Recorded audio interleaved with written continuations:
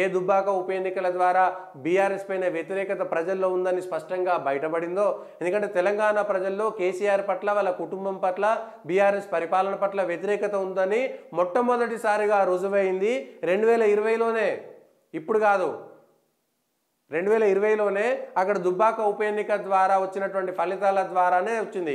కానీ ఆ తర్వాత కూడా కేసీఆర్ కానీ వారి కుటుంబం కానీ మారలేదు. ఇవాళ మెదక్ అనేటువంటి కంచుకోట మీరు అనుకుంటున్నారు కదా, మెదక్ అనేటువంటి కంచుకోటలో ఇవాళ కమలం జెండా పాగా వేయబోతుంది, జెండా పాతబోతున్నది.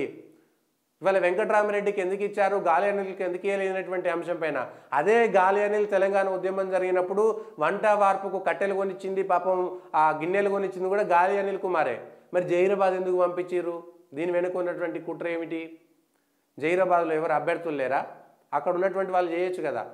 జహీరాబాద్కి హరీష్ రావును పంపించవచ్చు కదా, జహీరాబాద్లో ఇంకొకరిని పంపించవచ్చు కదా. ఎందుకు మీ కుటుంబం మాత్రం సేఫ్గా ఉంటుందనేటువంటి ప్రశ్న వస్తుంది.